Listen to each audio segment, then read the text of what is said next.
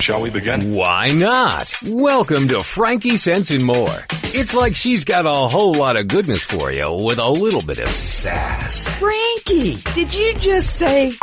She sure did. Not to mention, along with... Whoops. Join us now as Frankie Picasso and her new co-host mix it up with authors, musicians, and interviews with world-changing people. Let's begin now. Okay, let's begin now, because it only makes sense. Hello there, and welcome to Frankie's Sense and More. Wow, as usual, I should say. Today we have two of my favorite peeps here. We've got Bianca Ricoy and Rob Lowe is with us. But before I introduce you to them, I want to tell you a little story, and I do have a purpose for it. There's a gentleman by the name of Daryl Davis. Now, Daryl is a 58-year-old blues musician, and he is Black, and he has a very unique hobby. He has spent the last 3 decades befriending white supremacists. Now, it's absolutely amazing, but he has learned that the most effective way to get a KKK member to retire his hood is with friendship. And he goes to where they live, and he meets them at their rallies, and he never tries to convert them. He simply becomes friends with them, and just by that friendship, they give up their KKK on their own. He says it's a wonderful thing when you see a light bulb pop on in their head and they call you and they tell you that they're quitting. He goes, I never set out to convert anyone in the Klan. I just set out to get an answer to my question. How can you hate me when you don't even know me? I simply give them a chance to get to know me, and I treat them the way I want to be treated. They come to their own conclusion that this ideology is no longer for them. And he is actually the star of a documentary called Accidental Courtesy, Daryl Davis, Race and America. And it's on Netflix, so you can watch that trailer, and that's pretty exciting. Now, the reason I brought this up was twofold. We all remember Charlottesville last weekend. But a good friend of mine posted this week on Facebook, and I couldn't believe it. She has been in a interracial marriage for 30 years. You know, her family is a unique blend of Black and white and everything in between. And she has been receiving death threats this week. And, you know, a barrage of name calling and all kinds of really stupid stuff. And it was very disturbing, and I know that she was very disturbed. Her and her husband both do a lot to teach about Black history. They host, in the summer, a big concert for the Underground Railroad, because her husband is 5 generations in Canada now, and his ancestors came through the Underground Railroad, so they support that. And it's really exciting, and it's wonderful, and they're amazing people. And I think it's really, you know, horrific that people would, you know, reach out to her and say they want to kill her. But in her response, because she is an amazing woman, she just offers them love and light, because that's who she is. Now, today, my 2 guests also offer love and light, and that's, you know, really amazing. So they are both healers in very different ways, but they both bring positive energy to the world, and for that, I want to thank them for their efforts in advance. Bianca Ricoy, she's a mom, a writer, a meditation teacher, and an advocate for holistic health.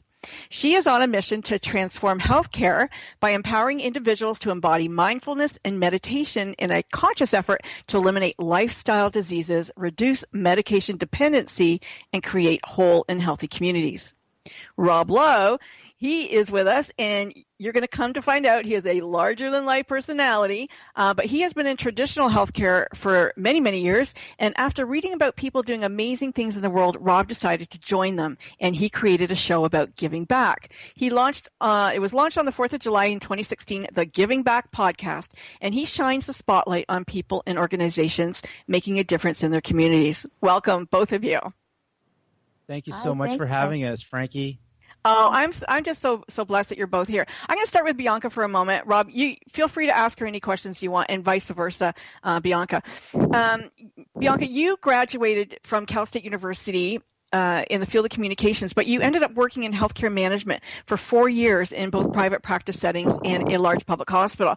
You worked in women's health, family medicine, and oncology. Now, you identified meditation for mindfulness as a lifestyle, as the missing link in a patient's ability to recover from chronic illness. Now, before I ask you to address this, I am going to say that you yourself were diagnosed at the age of 19 with Hashimoto's thyroiditis, and you eliminated the use of thyroid medication, and you began your journey of self-healing, and you eliminated that autoimmune disease through nutritional regimen and meditation. How amazing is that by the time you were 22? Yeah. That's a lot to take in about myself when I hear it. Yeah.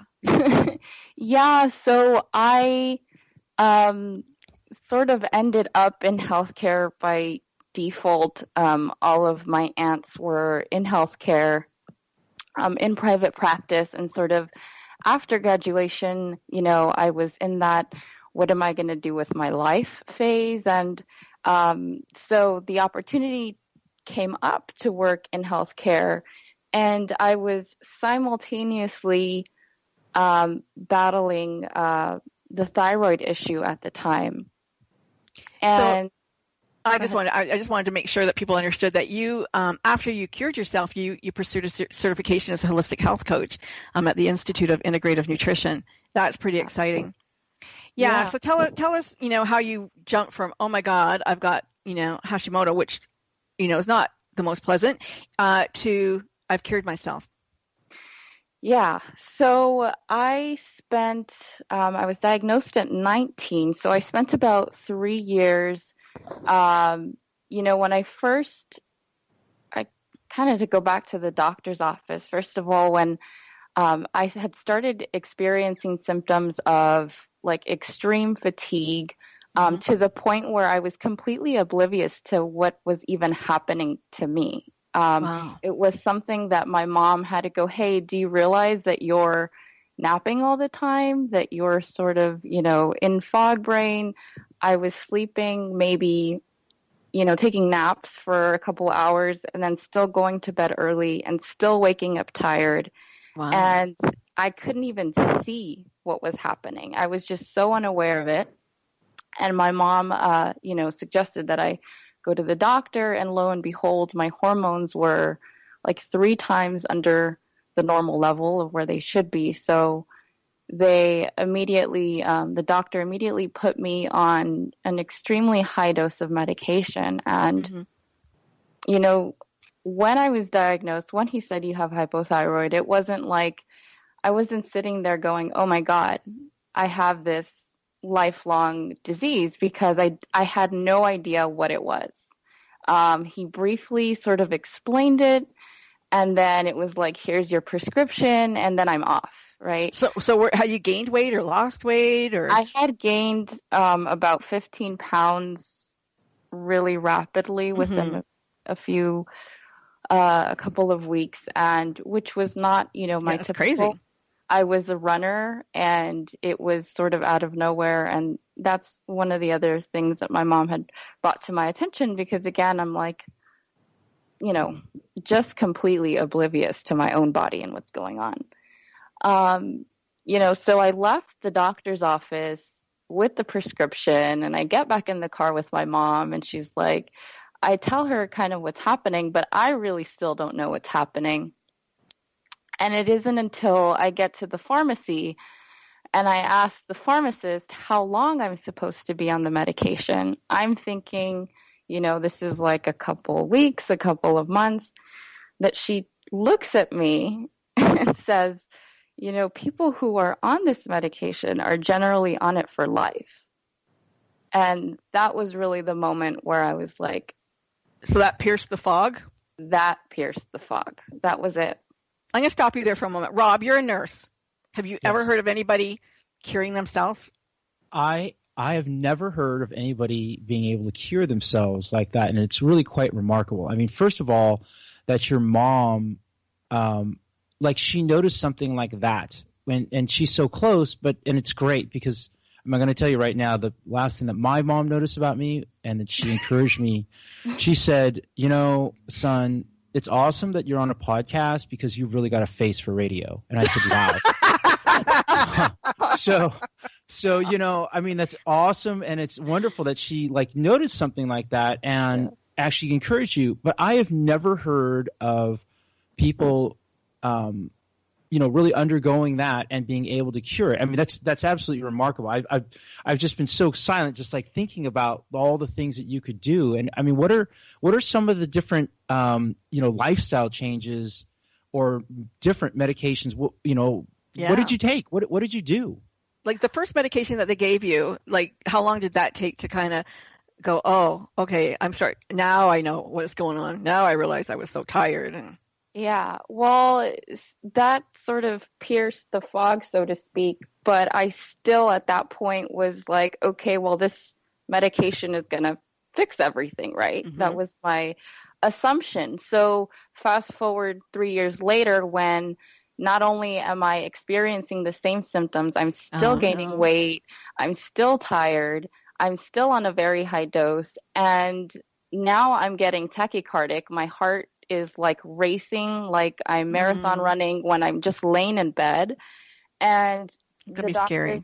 Yeah, the doctors are telling me like your labs are fine, we don't know what's wrong. And, you know, at that point I'm like, okay. You know, that was sort of my rock bottom. I felt like I had to take it into my own hands. So to answer your question, it was a completely intuitive journey. I don't know what in my head was saying, you know, 1, this is not your reality forever. 2, you can totally overcome this. And I don't recommend this to anybody, but I got off of the medication. I went cold turkey to really figure out what was going on with my body. And it was a lot of self-exploration through meditation. And of course, I defaulted by starting with nutrition because, I thought, well, that has to impact my body in some way. And so I went cold turkey with dairy, with meat. And so you went vegan? Yeah, vegan for me was step 1. Okay. Did you also cut out the gluten? Because my understanding is that gluten is sometimes will relieve at least the symptoms. Yeah, I actually didn't. I had it occasionally. It wasn't until maybe a year after that I was more conscious of the gluten intake. But we're going to commercial break. I got to stop you both. We're going to go to commercial. We'll find out more when you come back. Frankie Sense and More will be right back after we pay the bills. It's words you never heard. The first official 4th of July party was held at the White House in 1801. But did you know that countries other than the U.S. celebrate American Independence Day or July 4th? Denmark, Italy, Portugal, and England all have 4th of July parties. In fact, the British celebrate their independence with bungers and fizzgigs, otherwise known as firecrackers, just like in America. Squib is slang for an electric match used in pyrotechnics. Our dog celebrates July 4th every year the same way, by cowering under the bed. Many European celebrations take place, of course, at American military bases. I'd like to send a special thanks to all our armed forces stationed around the world for everything you do to provide freedom and independence to America. It's words you never heard. I'm Carolyn Davidson, and you can have fun challenging your words you never heard vocabulary with my free app, Too Funny for Words. It's the Fitness Minute with fitness expert Annette Hammond. Since October is Breast Cancer Awareness Month, I want to encourage you to maintain your body weight or lose weight if you're overweight. Taking care of your weight is one positive way to cut your risk of breast cancer. Research shows that being overweight or obese, especially if you're past menopause, increases your risk, especially if you put the weight on as an adult. According to the National Institute of Health, 64% of women in the U.S. are overweight and or obese. A study by researchers at UT MD Anderson Cancer Center showed that obese and overweight women also had lower breast cancer survival rates and a greater chance of more aggressive disease than average weight or underweight women. Living a healthy lifestyle of daily exercise and nutritious eating will keep the weight off and lower your risk of breast cancer. I'm Annette Hammond.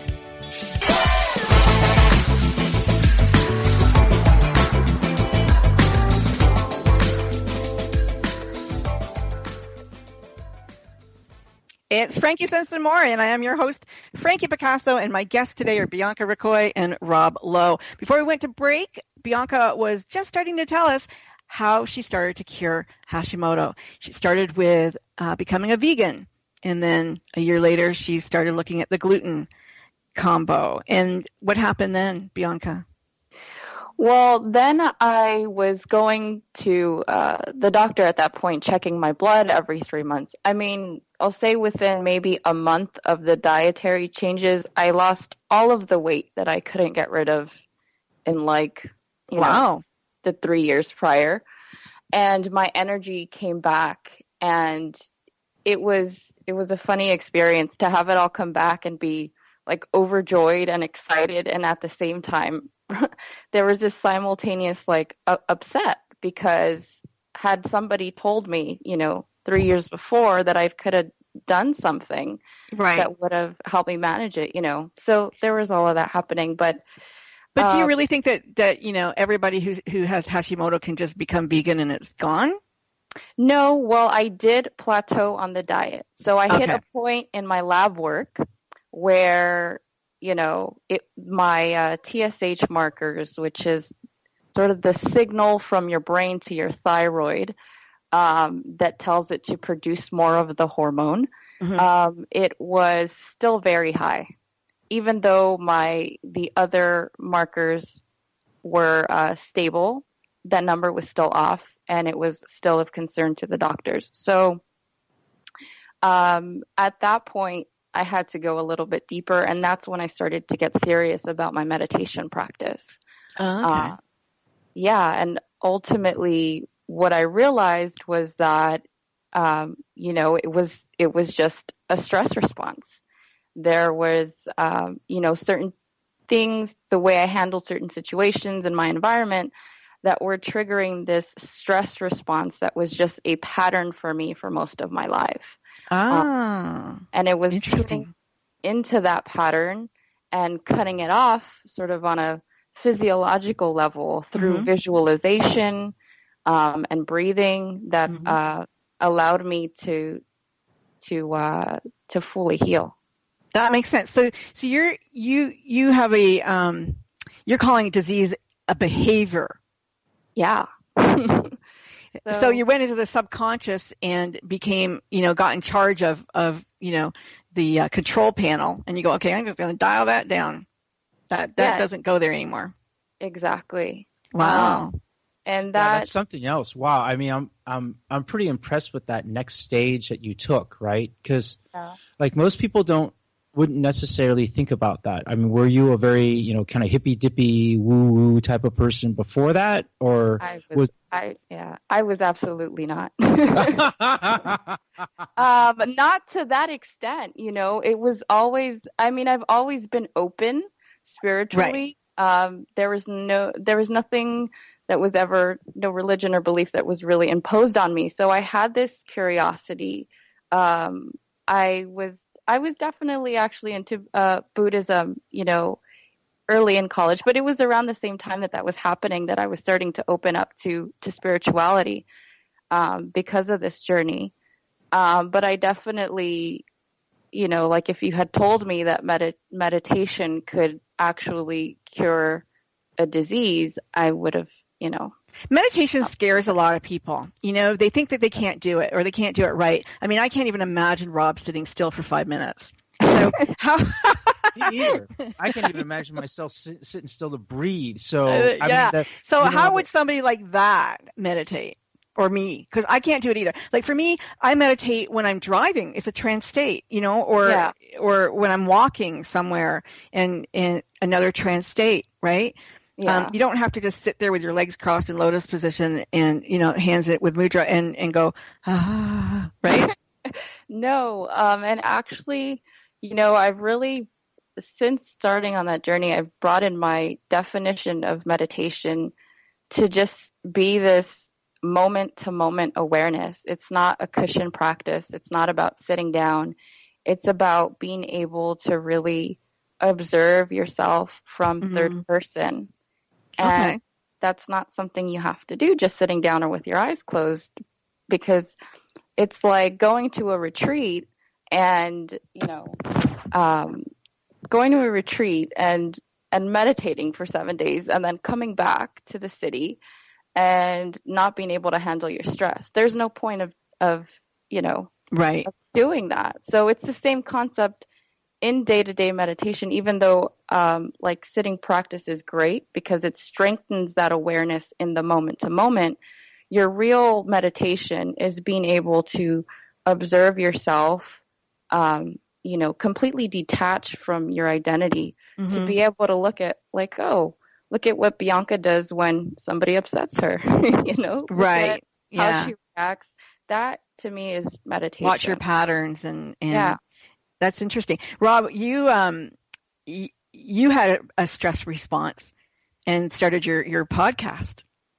Oh my gosh, I can't believe you remember that. Wow. Wow, that's really impressive. So when you were talking about stress, it reminded me of a stress response that I had. I was working at in a clinic, a really, really busy one. It was full of all types of really, really super fabulous people, and an arena free of judgment, not really. And it was just an incredibly, incredibly difficult time in my life. And I like to say that I just wasn't the right person at the right time. Mm-hmm. And I'll tell you, I was just so stressed out. One day I woke up and I felt a bit of tingling, and I was kind of curious about it. I went to work anyway, got to get to work, and said at one point, I'm feeling something weird. And I think I noticed this little bit of a twitch here, and it's so odd that I actually think I need to go to the emergency department. So I went down there, and I see like my face is starting to melt off. Like half of my face is starting to slide off. And I'm looking at it going, my God, am I having a stroke? What the heck is this?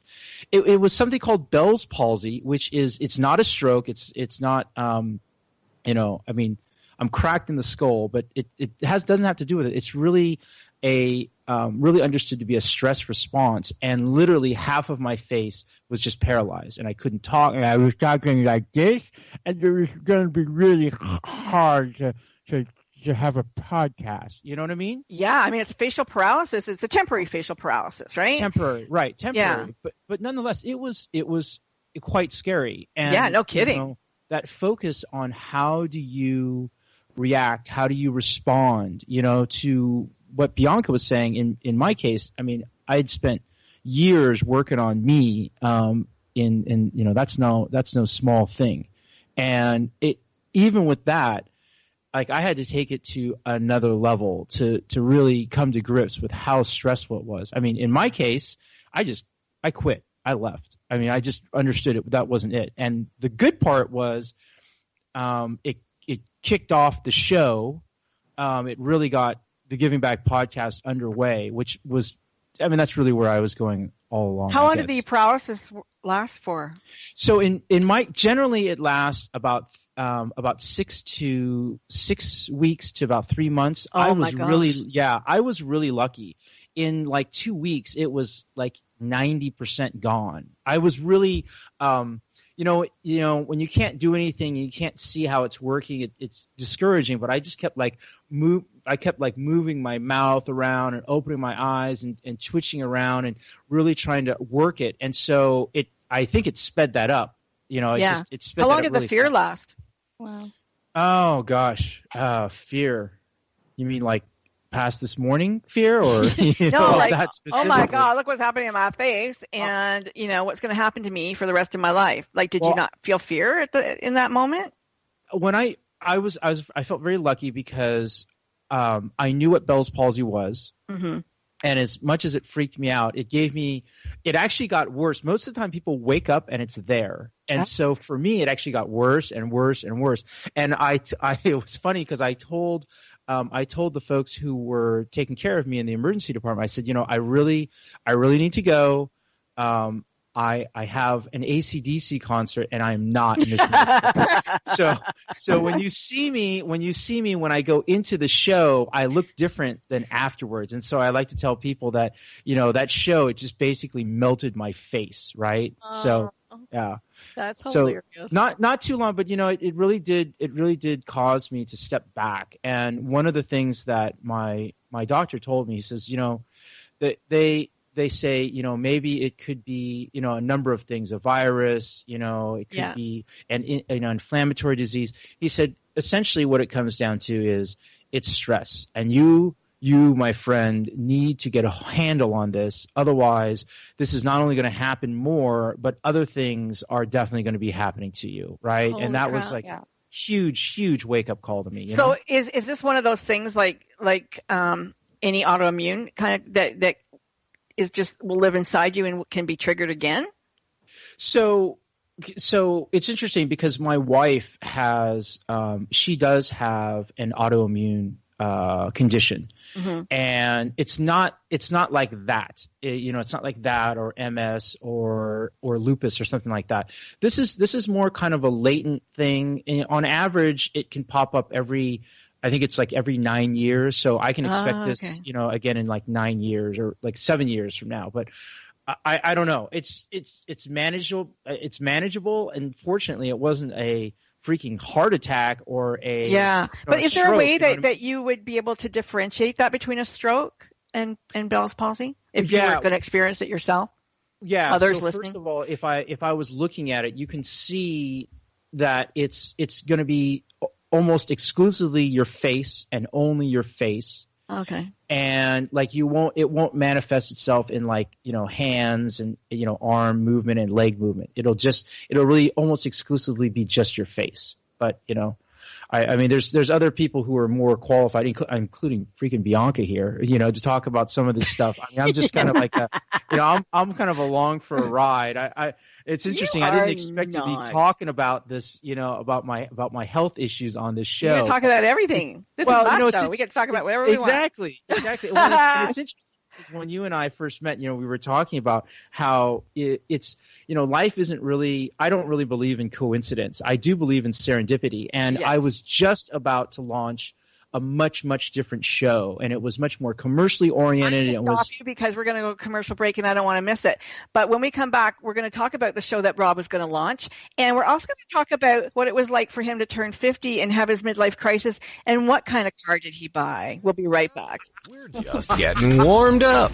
Frankie Sense and More will be right back after we pay the bills. It's words you never heard. Man cannot live by bread alone. He must have his peanut butter. Peanut butter is a pate of childhood, and it's not just for kids, as dogs love it too. Last night I gave my dog a pill hidden in peanut butter. What's a word for a messy concoction that helps the medicine go down? Sliver sauce. Mice apparently prefer peanut butter to cheese when it comes to luring them into the trap. But there are even more practical uses for peanut butter. Peanut butter contains natural oils, which makes it perfect for removing all kinds of sticky things, like gum stuck in your shoe or in your hair. What's a word for the fear of peanut butter sticking to the roof of your mouth? Arachnophobia.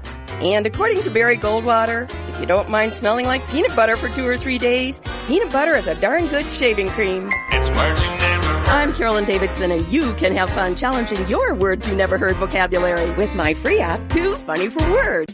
It's the Fitness Minute with fitness expert Annette Hammond. Holiday dinners should be uplifting and happy, but throw into the mix an enormous turkey, butter-laden side dishes, and a multitude of desserts.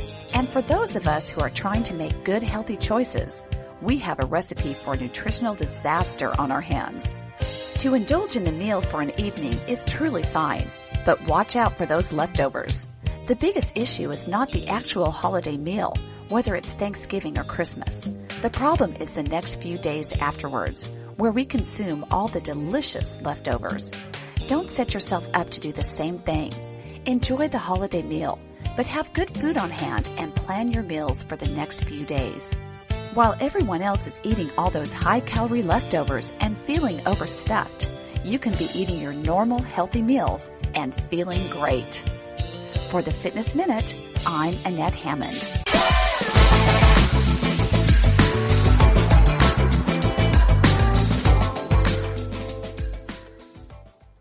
Well, I know that you all have been sitting waiting patiently to find out what kind of show was Rob going to host and didn't.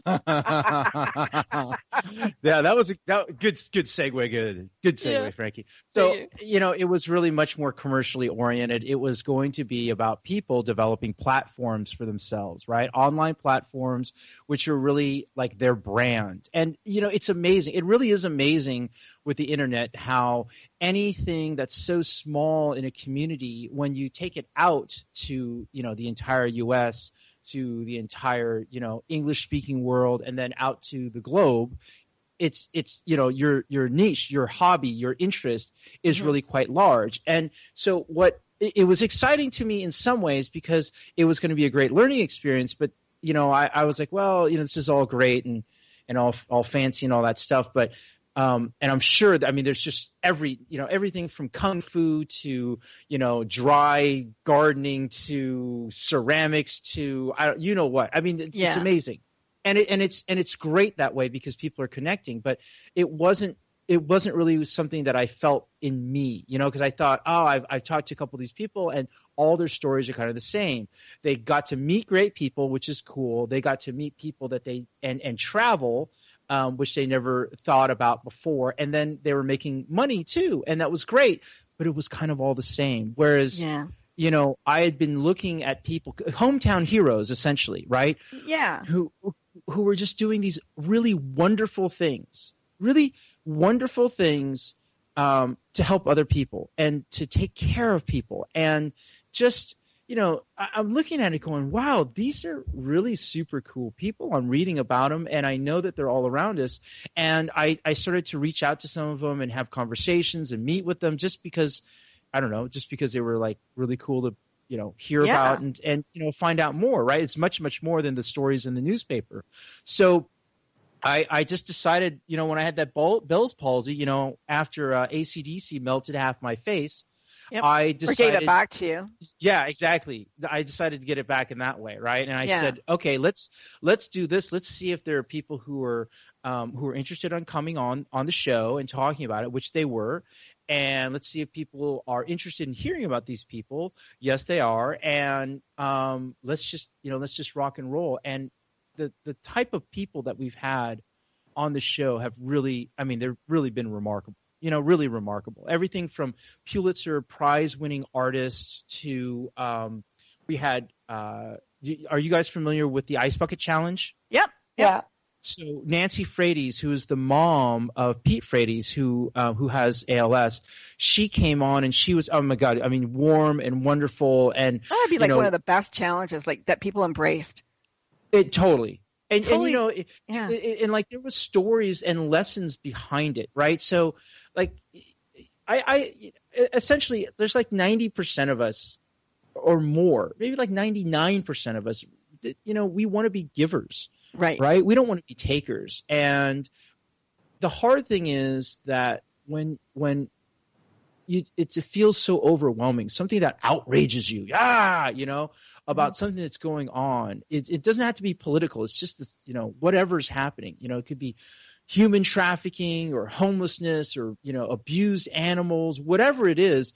Sometimes it feels too big. It's too freaking overwhelming. Well, the way these people started, we look at them now, whether it's, raising $250 million, for men's health, or whether it's, starting a mobile, animal food delivery system, right? For people in the community. They all started with themselves, and they started doing stuff, and it naturally grew, and then they started meeting other people. When you look at what's happened to them, it's really amazing to see this whole thing about karma, what goes around comes around. And, you hear the stories of, you hear this old adage of, you get more than you give.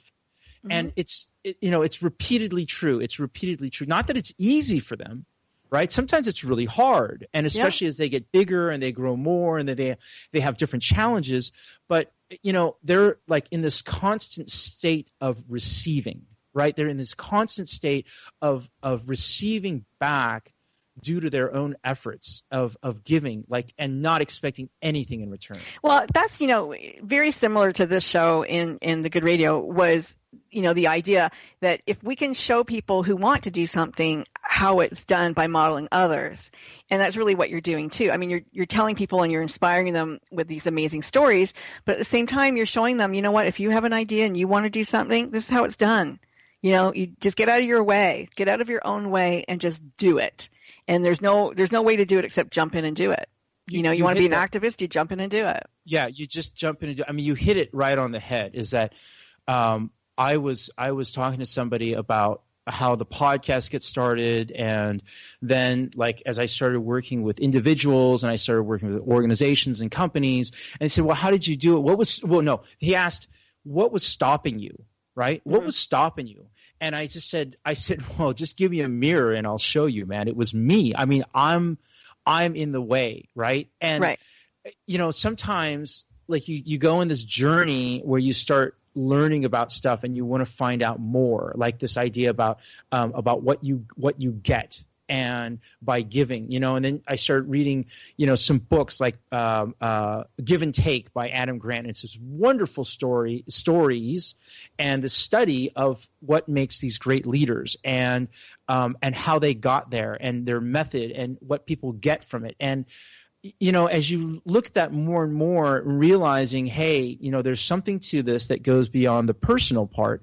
And then you start to, for myself, I start digging in and saying, well, this is what I think I have to offer. So when somebody like Josh Coombs, he's one of the co-founders of #DoSomethingForNothing. I mean, he's been all over the world cutting hair for the homeless, and he went out to Greece and he was cutting hair for people who were refugees, right? He was all over the place. Now, he goes on something like a National Geographic documentary. He goes on a panel with Morgan Freeman, and you see this sense of who he is and giving back, but it all started with him doing something that made him feel really freaking good, and just saying, you know what, I want other people to experience this so that they can feel it, and they will go on their own path, their own journey. You know what I mean? Yeah. And Bianca, you do that too, because you've got videos on YouTube. You help people meditate.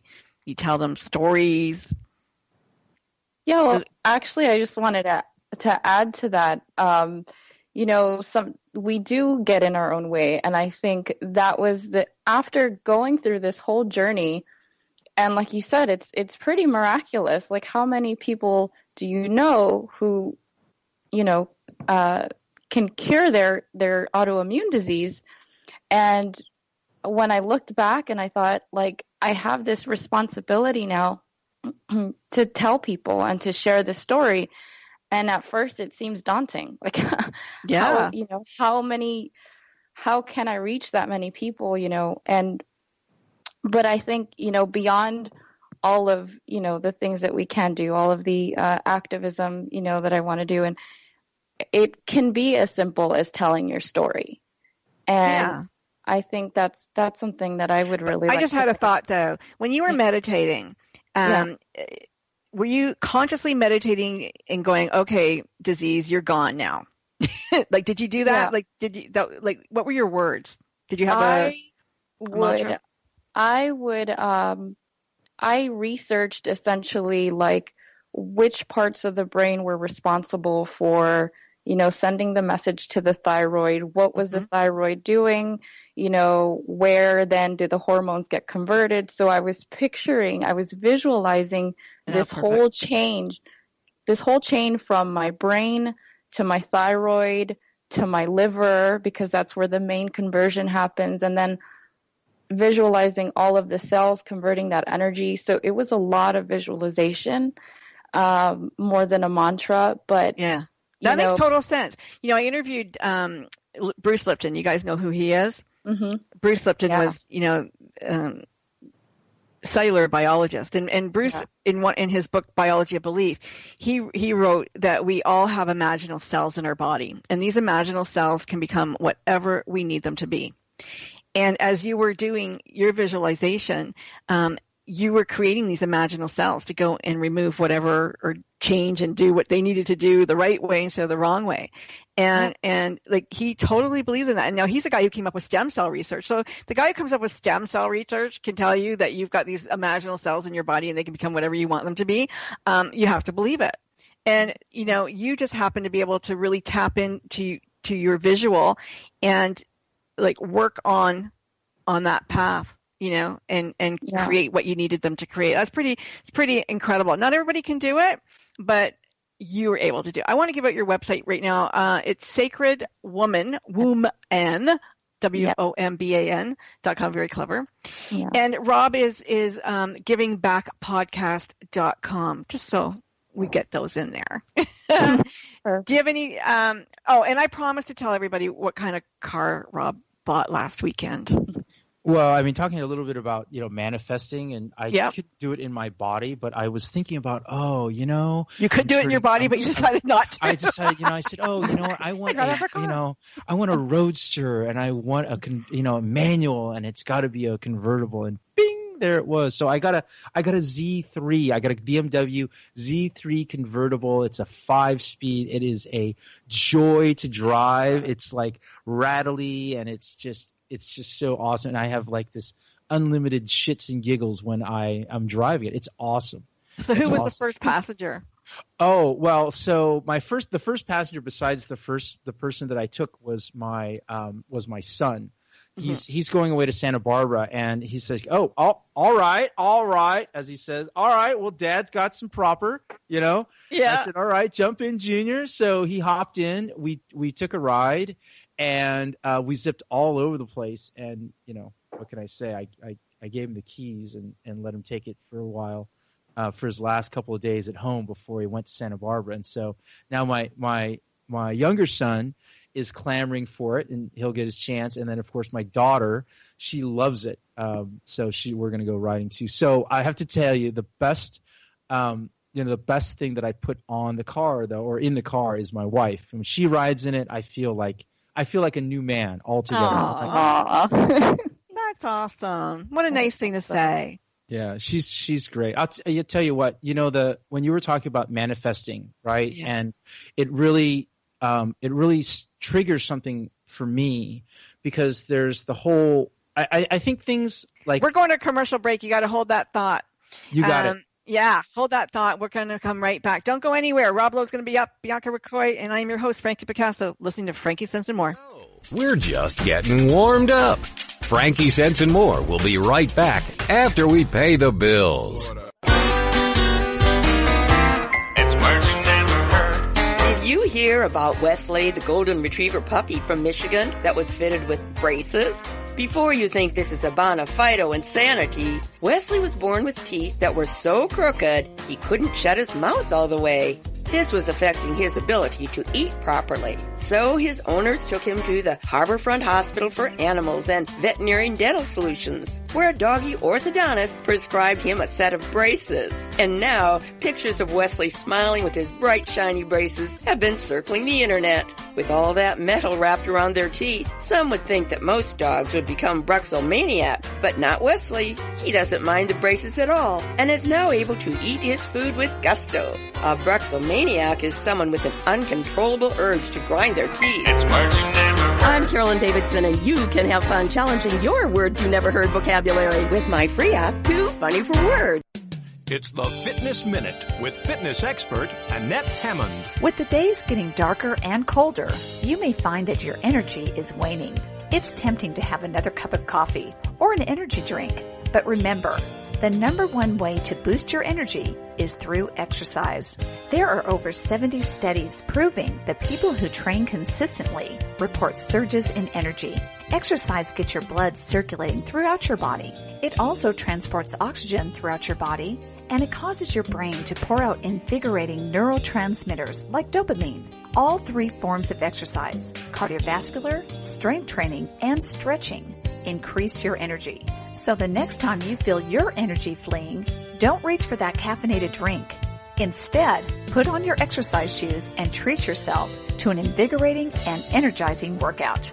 I'm Annette Hammond. Like us on Facebook at Fitness Minute with Annette Hammond.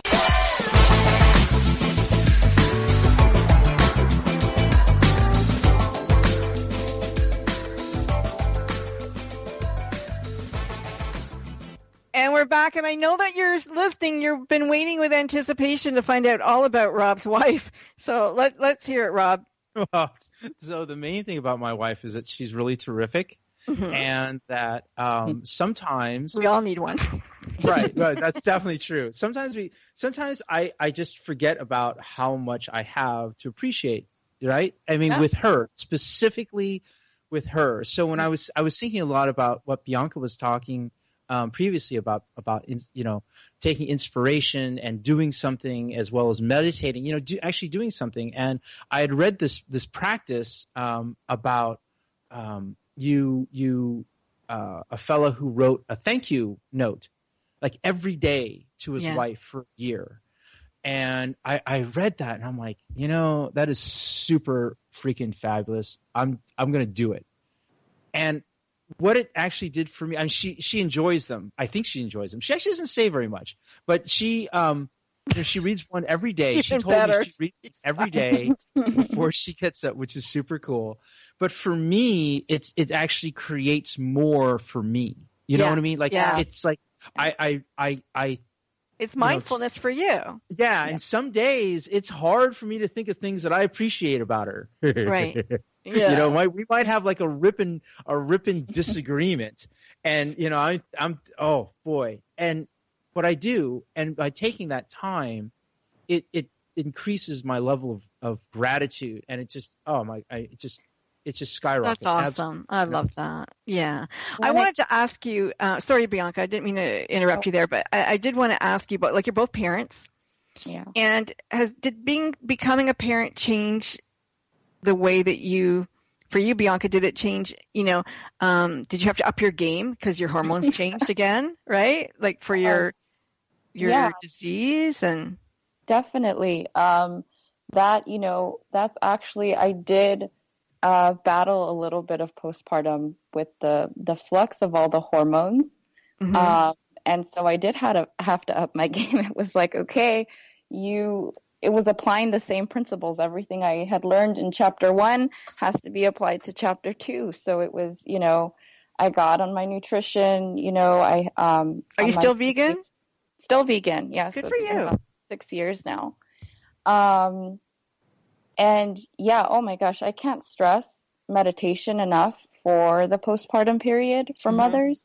That's actually something that I will be working on with an organization called Harvest Home, and potentially an organization called Maternal Mental Health Now, offering meditation classes for postpartum, because it's such a critical time when your body is going through all of these changes.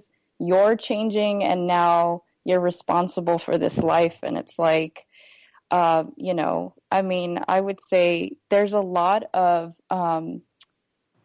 resources, I think, and care for maybe up to 6 months after postpartum. But really, like, I would say the first 2 years is really where, women have a really hard time our whole lives, because not only do you have, you just had a baby and your hormones are out of whack, but you go through menopause and you want to kill everybody in your house. Right? Like, they're all in danger. Yeah. Truly, it's just never the right temperature. It's never the right anything for us. Like, it really is difficult, I think. But I wanted to ask you, Bianca, before I go back to Rob, I wanted to ask you, do you now have, confirmed clients or confirmed anecdotes of people who have followed what you did and who cured themselves of other diseases? I'm in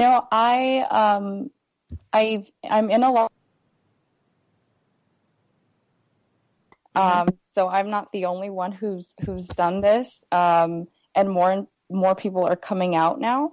I'm just starting to really sort of put a format or a formula, if you will, to what I've been doing, so that I can teach it now. But it is common I think it's just not mainstream, but there are people out there every day who have overcome cancer, who have overcome autoimmune diseases through just meditation. And, you have to wonder, are they the lucky ones, though, or did something actually happen? Were they supposed to? Was that your purpose? It's all about heart and intention and making the decision. Because but I have a friend who's dying right now. She's dying. She's going to be, she may be gone by the end of the month. Yeah. Nobody wants to stay more than she does. She's got 2 little girls. Nobody wants to be cured more than she does. She prays. She has really positive attitude. She's got great belief, but, it's not happening. Yeah. Well, I do believe that, this is going a little more into the woo, but I do believe that, some people play out a certain role because we play a role not just for our own life, for our soul's growth, but for the people around us. Right. So that may be the role that she's serving for her family. Yeah. It ignites something in her children, that changes the world. Right. Right. So yeah. I do believe that as well. Rob, when you had your kids, how difficult was it for you to take second stage? I thought it was really easy. I thought it was really easy. And what I understand now is that some of my I guess what I found is as they got a little bit older, I started pushing more because I wanted them to be, quote unquote successful. And even though that wasn't necessarily what was working for me, I wanted that for them.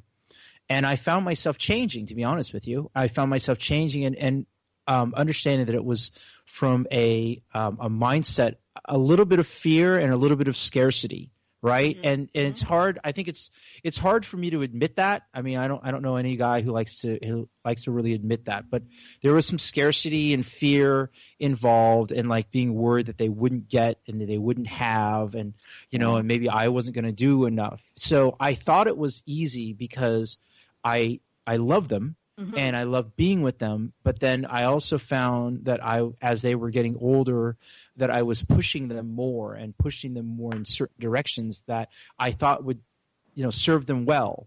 And I still do in some ways, but the way that I did it, that's what really got affected. It was like the way that I did it, it wasn't as fun because I'm a fun guy. I've always been a fun guy. Yeah, and it wasn't their dream. No, it wasn't their dream, and it wasn't their experience. Like I strongly believe that I could have done everything and accomplished everything that I wanted, and they would have loved it and had fun, and they would have had that in their quiver to use had I done it and just been myself and come from a different place. Well, you know what? I got to give you a break because parenting doesn't come with a handbook, no matter what. I mean, you can buy all the books you want, but nobody has your experience. Nobody has, the rules for being a right parent. So you fly by the seat of your pants. You do the very best that you can do in the moment that you're doing it, and you learn as you go. Like really, that's it. That's all you can do. And when my kids come back to me and they're grown up now and they're like, "But you did this to me," and I'm like, "Well, get over it." You're grown up now.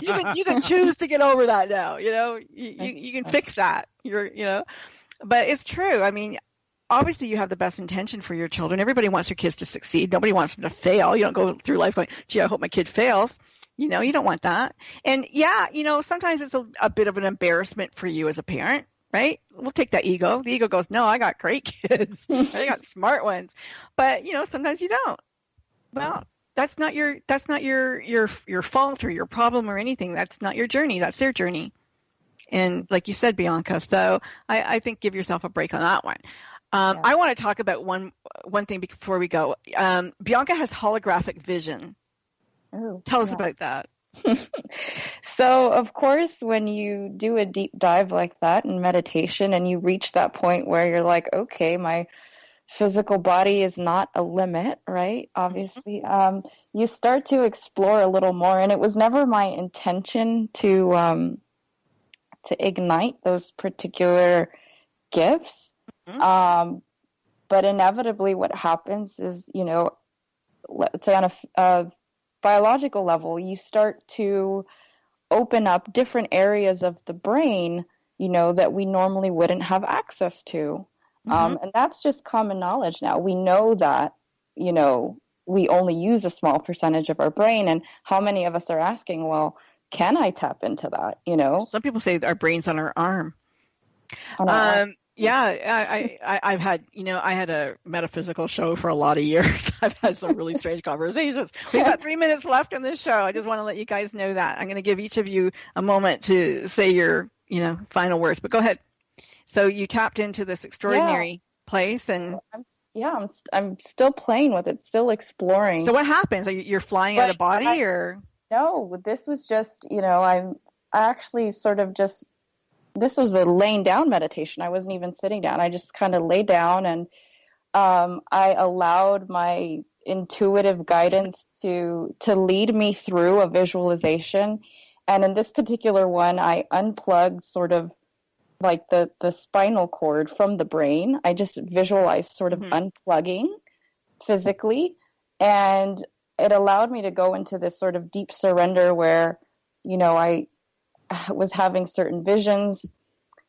At the end of the meditation, I get up and suddenly I can see things now in my field. They look like DNA strands, almost like little alleles. And I feel a little bit like Spider-Man still, like just discovered this superpower, don't really know how to use it yet. Wow. So it's like you entered the quantum field and the subatomic particles are rearranging themselves on your holodeck. Yeah. Very cool. Wow. Awesome. I wish we had more time to explore this, but we don't. Rob, I'm going to give you the floor for a moment. What do you want folks to know? What I want them to know is this. Always err on the side of love and kindness, baby. Just don't be stingy with your love. That's it. Yeah, love should be multiplied, not divided. You could be polygamous. No, I'm just teasing him. Wipe it out. He couldn't. Thank you, Bianca Ricoy. Thank you. Sacredwoman.com, WOMBAN.com. Giving Back Podcast. That's Rob Lowe's podcast. Listen to him. Listen, he's got a wonderful show. He's got wonderful guests. They have both been incredible guests here on Frankie Sense and More. I thank you both. And I am your host, Frankie Picasso, and I will be back next week. And I want to thank Karina, my producer today, for doing such a great job. See all of you in the future. Thanks, Frankie. Thank you. Bye. Bye. Bye.